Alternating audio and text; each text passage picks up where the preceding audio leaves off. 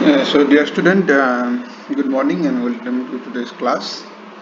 So today we will so so let me start with the course number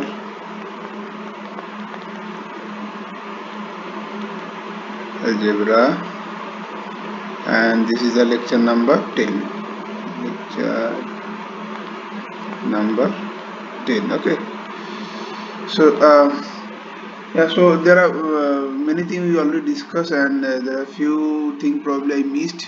So maybe I can inform in between. Okay. But today the focus of our learning is something called group automorphisms. Okay, so let me write down the name first. Automorphisms.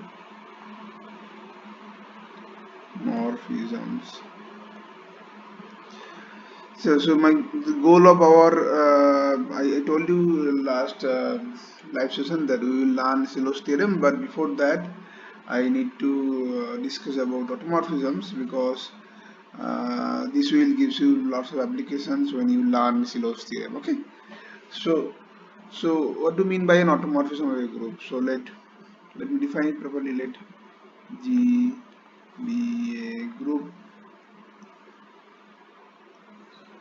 uh,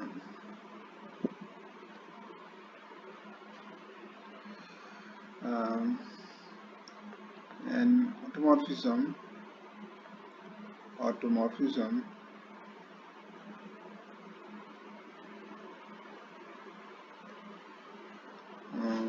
of G is an isomorphism uh,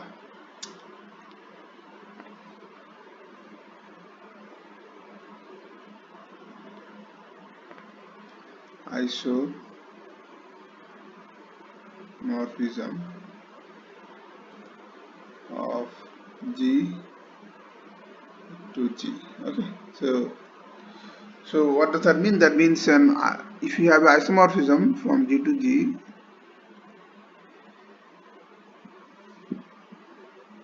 iso this is equal to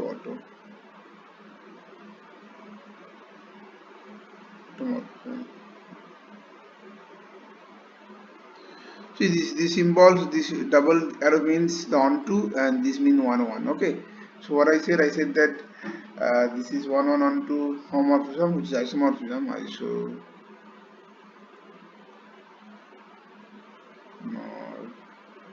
Isomorphism.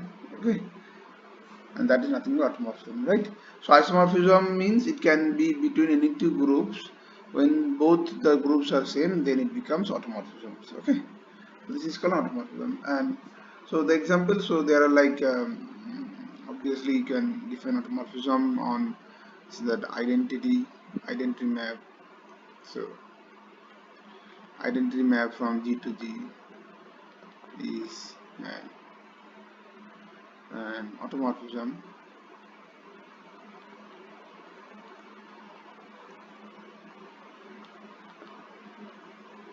obviously. Now suppose if G is acting on itself, say by conjugation,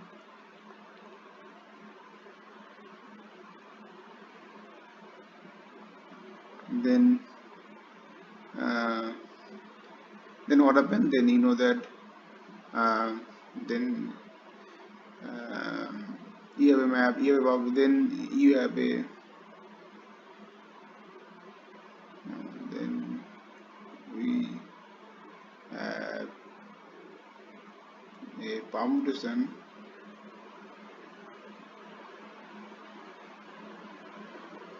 on G, right? Because any actions induce a permutation um, by this kind of G to G. And what is the permutation? So that sends so this is going to be map sigma G that sends any G dash to G in G dash G inverse. Okay, And you can also prove that um, this is not only a this is not only permutations, this is also an homomorphisms. Okay, so let us prove it. So, so this is obviously sigma g is is a permutation on G that we already showed in our last lecture. Okay, also note that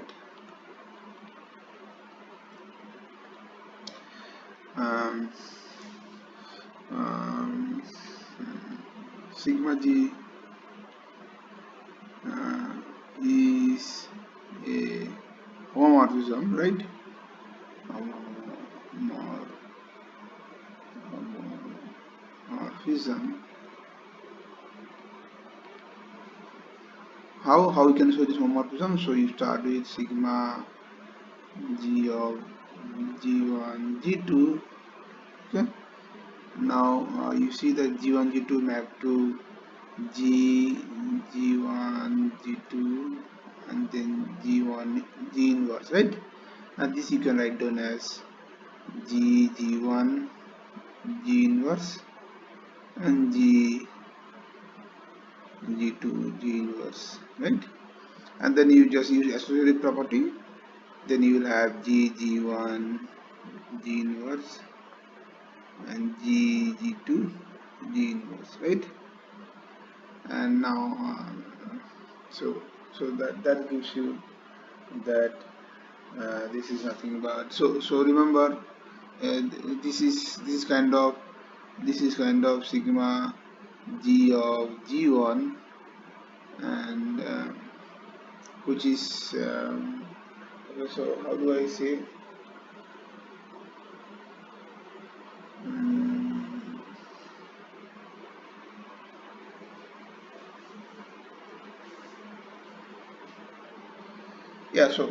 so this is the element of G. So sigma G of G1 is the element of G, and this is the group, the operation. So I can write down by this. Okay. So this shows that this is an homomorphism. Okay, and thus, so what does that mean? That means this is a bijective homomorphism. So this is a isomorphism of G to G, and thus sigma G is an automorphism, right?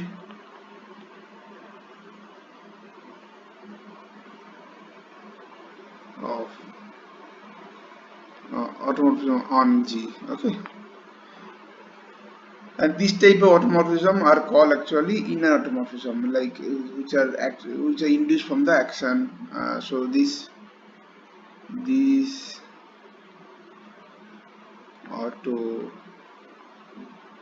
automorphisms are called inner automorphism. Inner automorphism. So what does that mean? So this is they are induced by the conjugation. So whatever automorphism are induced by the conjugation coming from conjugation, they are called the inner automorphism. Okay.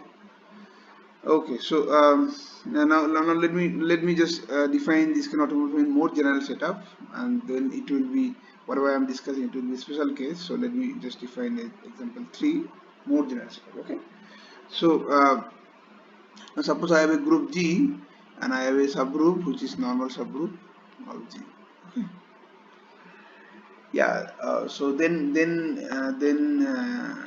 actually then G is acting on H by conjugation. This is so nice. See, for normal subgroup also it is acting on H by conjugation. Like what? So the map is from G cross H to age by what?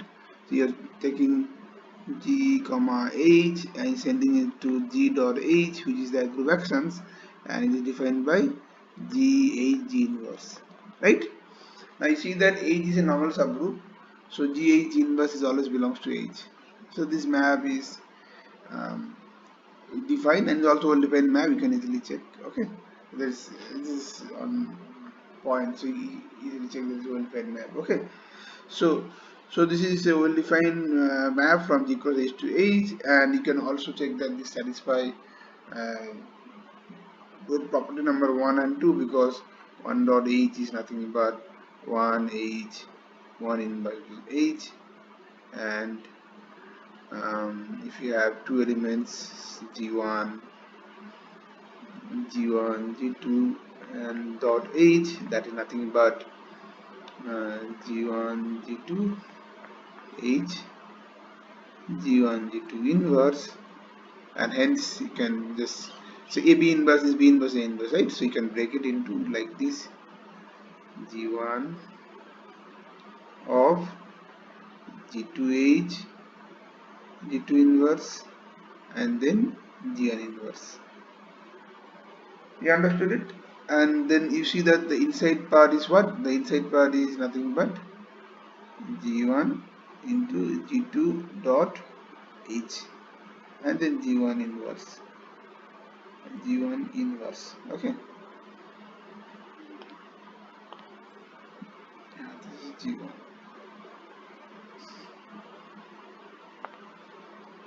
g1 inverse, and hence this is nothing but g1 dot g2 dot h. So this satisfies both the properties of the group actions. So this is a group actions on h, okay. And what does that mean? That means that obviously it will by, see, when we prove our Kelly's theorem, we showed that any group actions, what does it do? It induces in permutation on G. So thus thus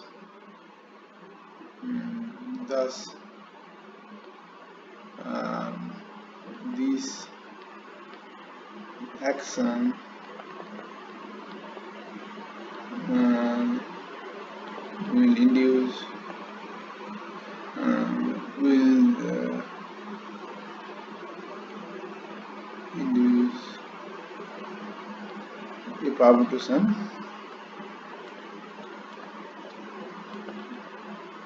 on H, right? Because this is action G acting on H, right?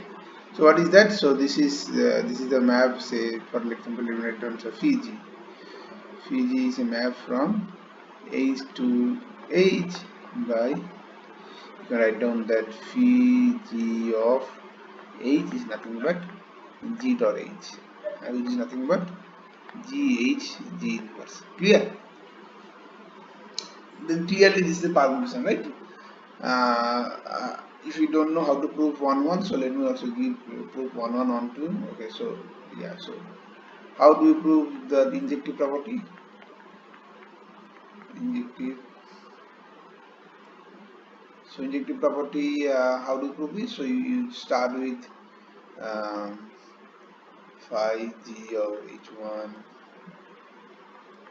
equal to phi g of h2, and then you have g h1 g inverse equal to g h2 g inverse, right? Now you just use cancellation property of proof, that will force you to write down h1 equal to h2, right? So this is the proof of injective property, and for surjective property, the surjective property. So for surjective property, what do you do? So what does that mean? So that means for any age, so let age belongs to age, you need to find the preimage of age. Okay, now what will be the preimage of age? Like under which element we um, the, which element we will have a which element we will map to age under this action g dot age. So what is the natural case? Like any natural case? Anyone has any guess? Okay, so let me see. Okay, so what should be the map? So I need to find out. Can I find out an element from age itself, such that uh, g dot h dash equal to, okay, so can I so this is, I need to find out the pre-image, right? So let me just do kind of back calculation. So do I have some h dash such that this is h? So if there exists h dash belongs to h with this, then what happened? Then g h dash g inverse has to be equal to h, right? And this means that your h sorry, this h dash h inverse, then h dash has to be what? So you, this is nothing but g inverse h and g. Now you see that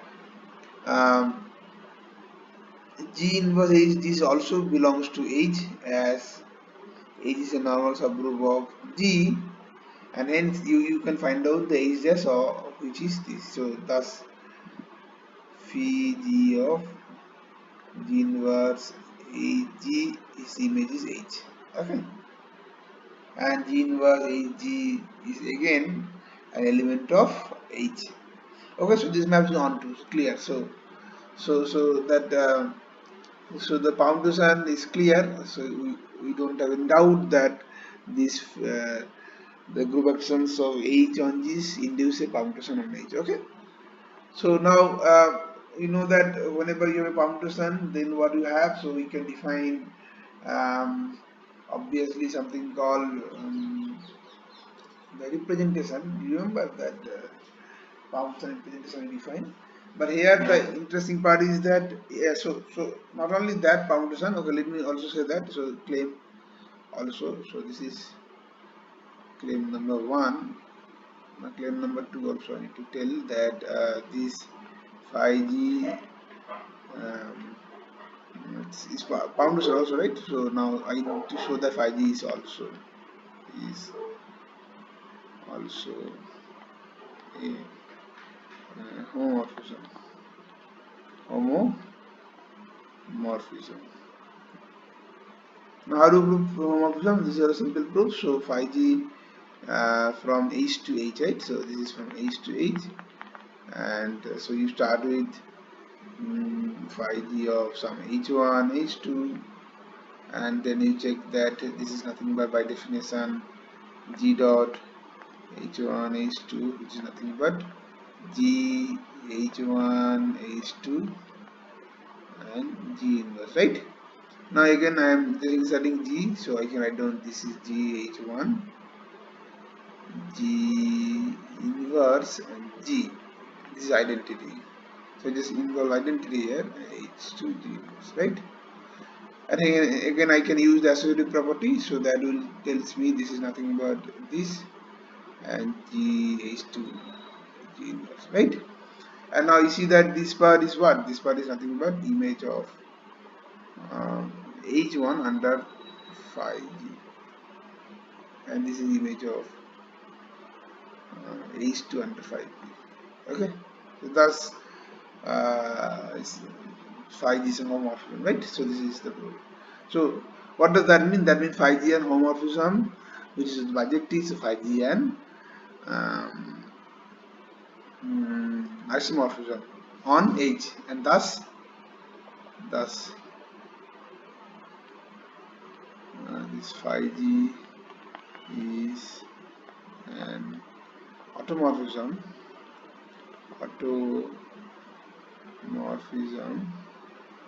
on h induced by the action of g on h by the conjugation, I should say conjugation action of g by h, right? So clearly whenever I have this kind of actions, then what I have, so Um, mm, so I know I have a boundless representation, right? When I prove Cauchy's theorem, we prove it.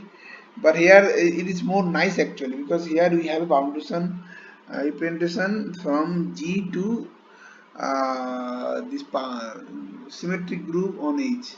Okay, so a boundless group on H, right? So thus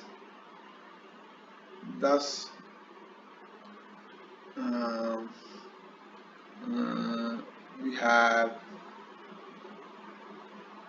a we have a foundation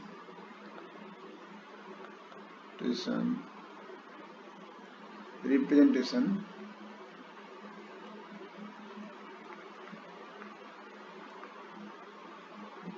from G to this symmetric group on H, right? Because you see that you if IG so how do you define this? So by something, so let me write down this map is psi. So psi of G going to phi of G, because phi G is an element of SH. SH is the collection of all permutation on H, right?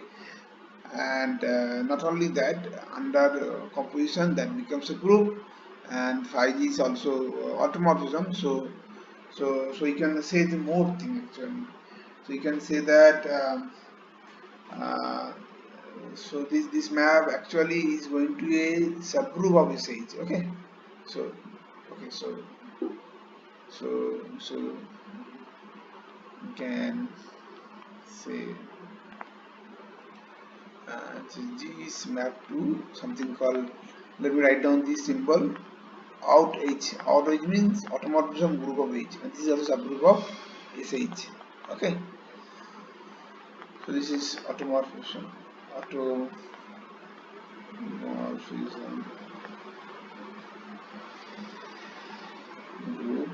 of H.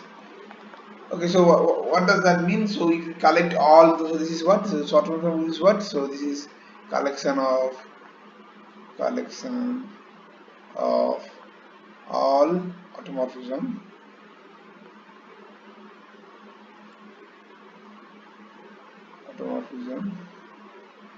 on each, okay, with composition. So automorphism are maps, right? So you just use that composition maps with composition. They forms a group. We already showed that SH forms a group much I think in the beginning of the lecture. And automorphism group of H is a subgroup of SH, because every automorphism is a permutation and hence they are element of SH, right? So automorphism group is a subgroup of SH, and this action of G on H actually induce a map from G to automorphism group of H. Okay, so this is very nice action, so you understood it. Okay. Yeah, so now the question is that what will be the kernel of this automorphism, right? So you can also write down the kernel of this psi. Psi is the automorphism, so that is what? That is collection of all. You just recall this is the psi G2 automorphism group of H. So psi is collection of all G belongs to G, such that psi of G is nothing but the identity of automorphism, identity inside this out H. So what does that mean? That means this is the identity automorphism on H. The identity is that maps everyone to itself, right? So this is, you can also easily calculate. So this is G belongs to G. So what is the definition of psi? Psi is nothing but phi G is equal to identity, right? One, whatever, yeah. So any symbol. Let me write down one. So because I'm using this symbol one. Okay, but what does that mean? That means G belongs to G, such that see. So 5G is identity automorphism, right? So what does that mean? That means it will send every element itself. So that means 5G of age equal to age for all age belongs to age, right? This is the definition of identity map. But what is the meaning of 5G of age? 5G of age is nothing but, so let me write down G belongs to G. Ah, this is not needed. G belongs to G, so is that, so this is by definition G age, G inverse, that has to be equal to age for all age belongs to age. But what does that mean? So you are collecting all the element of G which commutes with, okay, let me write down one more line, then it will be easier. So this means G age equal to age for all age belongs to age. Now it is clear that you are collecting all the G belongs to G which commutes with every element of age, right? And this has a nice name. This is called centralizer of age, right? So this is in G. So we define by this symbol. Okay, this is called as a set. Remember. So when I say element centralizer of element, then it has to be should only commutes with a single element. But set means it has to commute with every element of the set. So this is called centralizer of age in G. This set. Okay. So this is so nice. Yeah, you are acting G on age by conjugation, and that will gives you a automorphism on age. So you can also induce a population representation from G to this automorphism group of age, which is a subgroup of the population group on age. And not only that, your kernel is also a nice object. Kernel is nothing but the um, kernel is nothing but the centralizer of age, right? So thus um, the first isomorphism theorem, the first isomorphism theorem tells us, what does first isomorphism tells us? That tells us that uh, if you go modulo kernel, so the kernel is will be this. So G mod the kernel is what? Kernel is the centralizer of age in G, is isomorphic morphic to a subgroup of automorphism group of H. Clear? So this is so nice. So you have this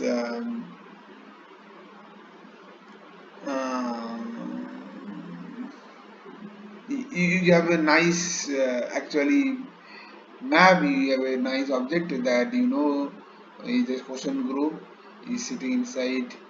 Okay, so one more question. So I should say that the centralizer is a normal subgroup. Okay, so this is homework. So you can do that. The centralizer age is a normal subgroup of G, as age is a normal subgroup of G. Okay.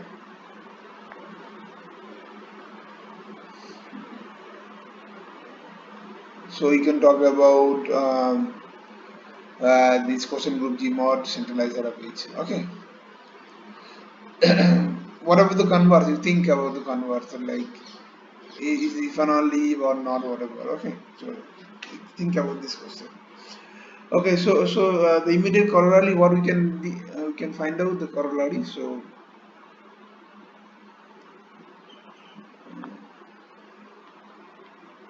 So immediately you can say something nice. So what you can say? You can say that. So you start with your G. H is subgroup of G, non subgroup of G, right? That we require for this. What I am saying.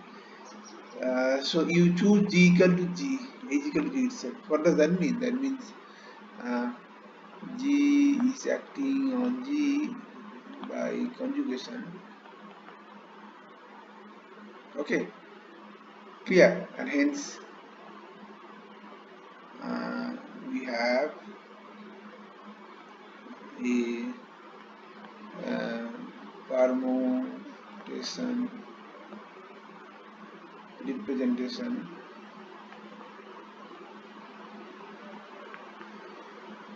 See, we know that whenever G is acting on G by any action, we always have a permutation representation, right? So you have a homomorphism from G to what G2, that symmetric group on G, right? SG. But whenever if the action is conjugation, is nice action, then you have more. What is the more things? Foundation representation from G to automorphism group of G, right?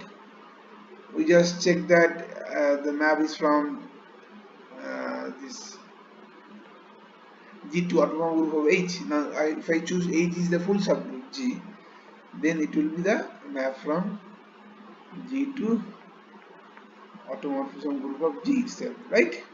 Is it clear? So your psi will map G to phi G, and phi G is an automorphism of G. That we already proved in the case H. But if H equal to G, the same proof will go through, right? Now question is that what will be the kernel here? What will be the kernel? Like so, we already proved that kernel of your psi. Okay, so where did I? Yeah, kernel of psi is centralizer of H in G. So this is, you can write down that centralizer of G in G, right? So yeah, so what does that mean? That means you collect all those G belongs to G such that G dash equal to G dash G for all G dash belongs to G. And now you check, this is nothing but the center. So the centralizer becomes center here for these actions of G on G by conjugation, and thus or you can conclude that this G mod the center, okay, is isomorphic to a subgroup of automorphism group of G. Clear? So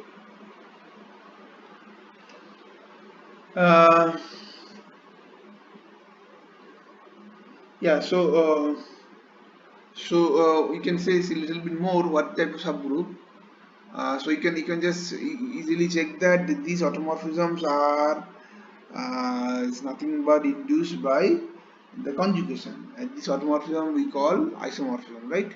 Sorry, inner automorphism. You remember that I already defined in the beginning.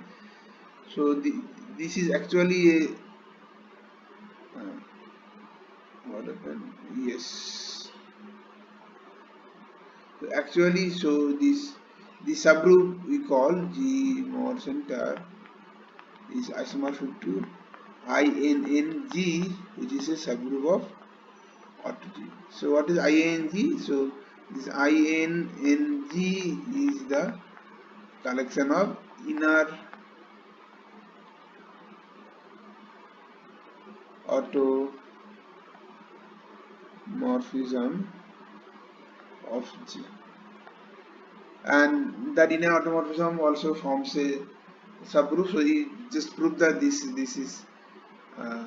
is homework again, that this INNG is a subgroup of G, automorphism of G.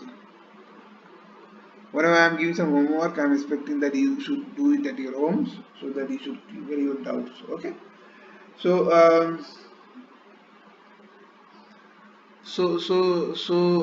this action of G on G by conjugation is actually tells you that your ZG mod ZG is actually an automorphism of G, and you recall, yeah. So inner automorphism are those are which are induced by the conjugation actions. Okay, so uh, yeah, this is induced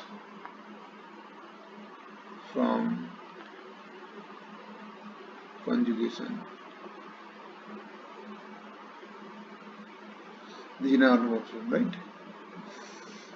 So so we can conclude that so this G mod G is actually isomorphic to INNG, inner automorphism of G. So the structure of Z mod G is nothing but same as structure of inner automorphism of G. So it is enough to understand one structure to get the knowledge on the other structures, right? Now um, what you can show, so one of the exercise you have proved that G mod ZG is cyclic if and only if G is abelian, right?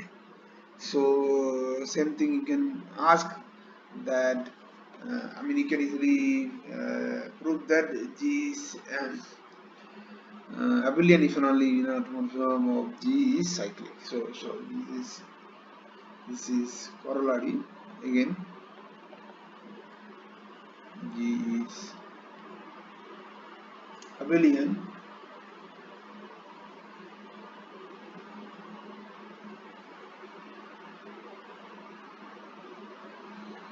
okay, so G is abelian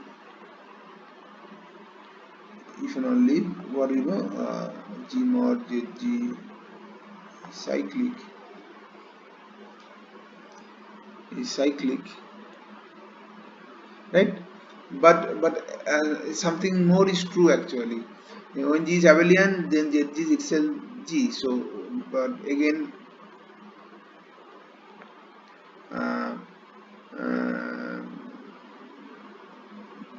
G is abelian if and only ZG equal to full group G, and thus this INNG, which is nothing but G mod ZG, that is trivial. That's become trivial, right? I mean, trivial means I can write down singleton. So when I am writing one, I mean trivial is a constitutes of only single element, right? So what should be the statement? So thus G is abelian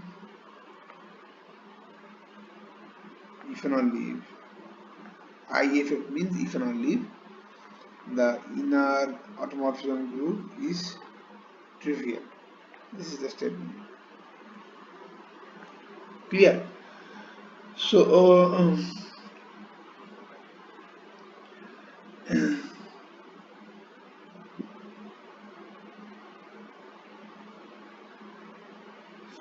okay, so uh, I mean, so the question is that if G is not abelian, then inner automorphism group is not trivial. So you can find out the example. Okay, let me give some example also. So you can. So for suppose we have. So let me just take a nice group. So it's a Q8. I hope you know Q8. Q is this quaternion group. So we have 8 elements: 1, minus 1, I, minus I, J, minus J, K, minus K, minus K. And you know that the operation also, right? I square, J square, K square equal to 1, minus 1, and then I, J equal to K, J K equal to I. So you know that. So the question is that what is the center here? Center of this group and you check that the only elements which comes to every elements is 1 and minus 1. So center consists of two elements. Okay, 1 and minus 1. So the center is a cyclic group generated by this minus 1. Group of order 2, right, is cyclic. And so obviously from our discussion we know that G mod ZG is isomorphic to this inner automorphism group of G, okay, and thus um, the cardinality of inner automorphism of group G is actually cardinality of G by cardinality of the center, right? Now it is 8 divided by 2, which is nothing but 4. So the inner automorphism group is a group of 4 elements, right? The question is that what is that group? So we can easily find out that you know that there are only two groups of order 4, right? So now we know that we know that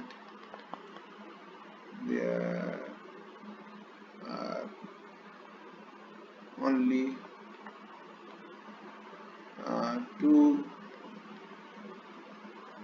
groups of order 4, right? Namely, one is, you know, everyone knows that mod 4 z, and other one is this v4. V4 is a client for group, right? Client for group. So this is client for group.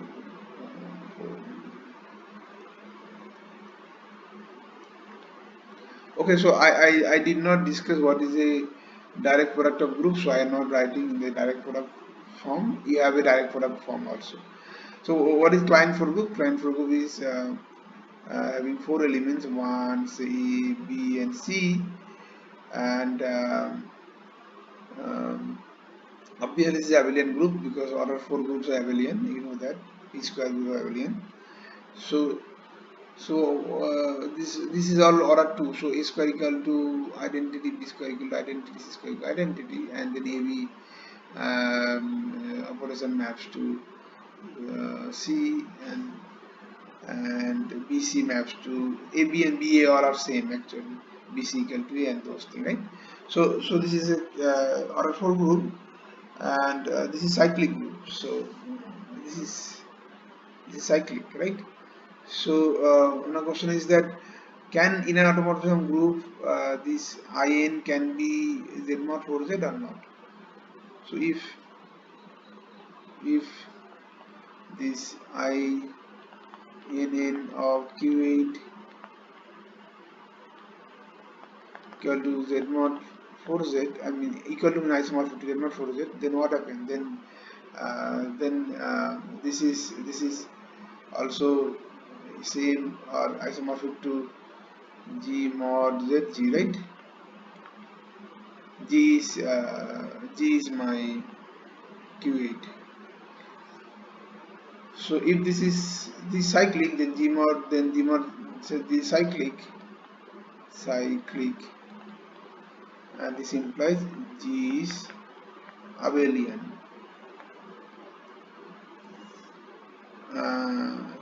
which is not right, which is not true,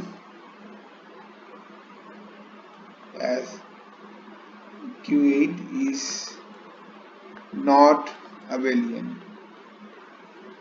So what does that mean? Thus the only option remaining in automorphism of Q8 is nothing but isomorphic to V4, client for group. Okay, so by that you can have lots of some examples. Okay, so at this moment let me define one more definition, and with some example I will end to this talk. So definition. So we say that see normal subgroups, we already know what a normal subgroup, right? So we can define another subgroup, it's called characteristic subgroup. So a subgroup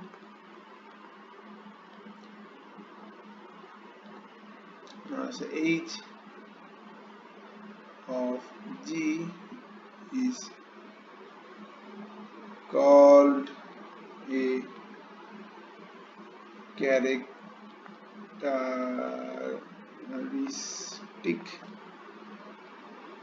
subgroup if um, uh, H is invariant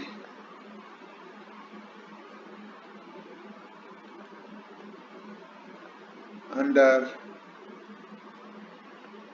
all the automorphism of G. Automorphism of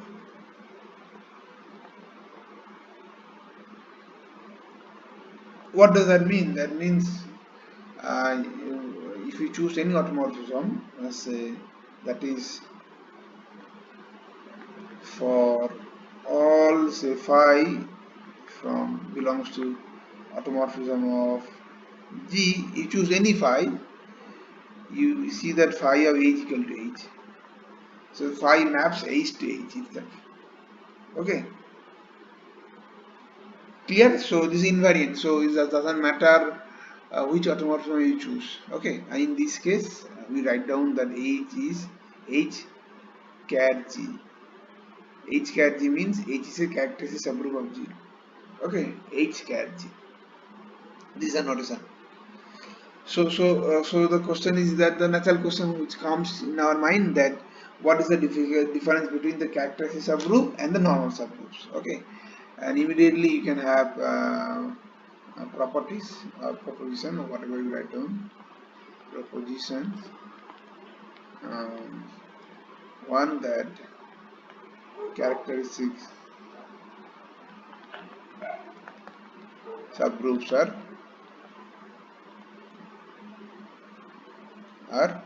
normal subgroup. So what does that mean? That means normal characteristic properties are more stronger than normal property. Then you can ask me, sir, then how do you define normal subgroup in terms of automorphisms? So normal subgroups are those which are invariant under the inner automorphism. Okay. So I should say here, normal subgroups are those which are, so this is the inner automorphism, see INN. Where did I define that? Somewhere I did define, yeah, so inner automorphism. Okay.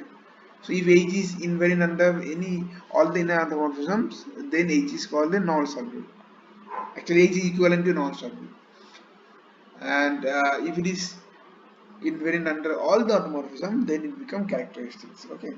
So obviously then by definition, I mean, you can easily prove that this is trivial, that the proof is trivial, but I suggest all the students to do it. Every characteristic subgroup is a normal subgroup, right? Now, question is that how do I, like, is there any way to recognize something? So this characteristic subgroup, there is something. So if H is the unique subgroup of G of any given order, of a given order. So you have an order, something which is a divisor of the order of the group G, and you know that there is only one subgroup of that order, then H must be characteristic. And then H must be characteristic in G. Means this must be characteristic subgroup. Again, the proof is homework. Do this homework. Okay. Okay, so I think I have already discussed many things, so maybe I will just finish this today's talk by give you an example or maybe a theorem, so some idea, and then you can prove it also. So we have a nice groups. You have a nice group, that groups of or cyclic group of order n. You know this, any cyclic group of order n is actually asymptotic to Z mod nz, right? The question is that what will be, how this automorphism group of Z mod, sorry, this G Z mod nz look like, and this is very nice question, and the answer is also nice. So you have a generator, so you can also use a generator to define a map. So the answer is that, okay, so let me tell you that. So so you just define an automorphism of G to that Z mod nz star. What is Z mod nz star? So this is the co-prime residual classes under multiplication. They forms a group, and then how to define it? So you define okay, so how, first of all, how this automorphism of G look like? So I should write down that first, then you will have understanding. Okay, let me write down automorphism of Z mod nz, how it look like. Okay, now you see that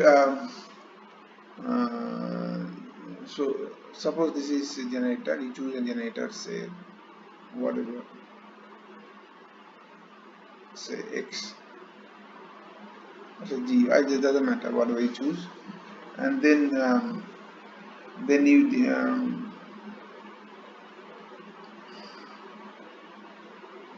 then you prove that this for any psi belongs to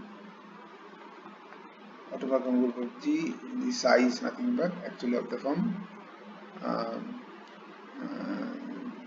you just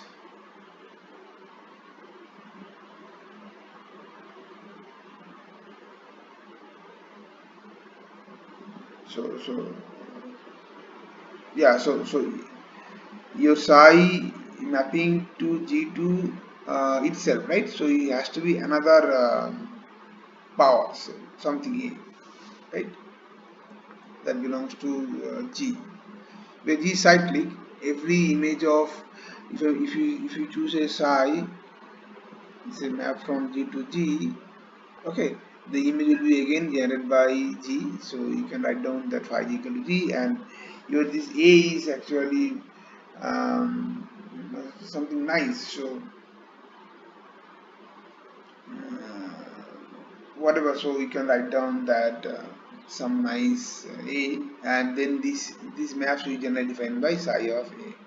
So psi of A is what? Psi of A is defined from G to G by psi A of G is going to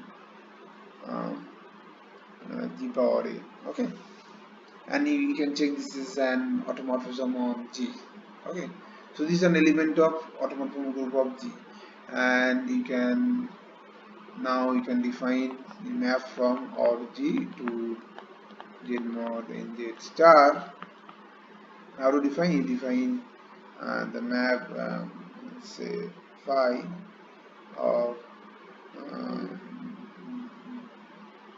yeah, so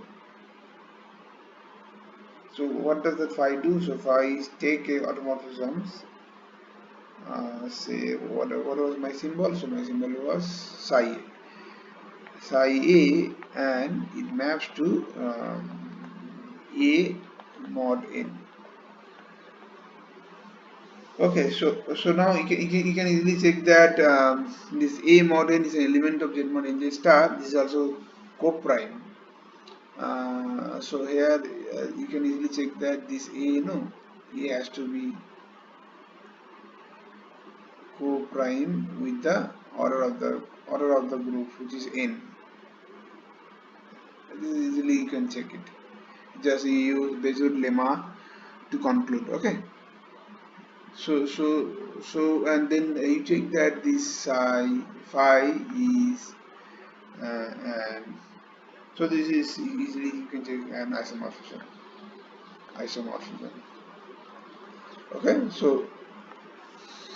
uh, so that tells you that automorphism group of this Z mod NZ is actually isomorphic to Z mod NZ star, which is the uh, group of co-prime classes modulo this under multiplication, modulo in under multiplication. Okay, thus it's finished. Okay, so let me just stop to this class. We will see you next class.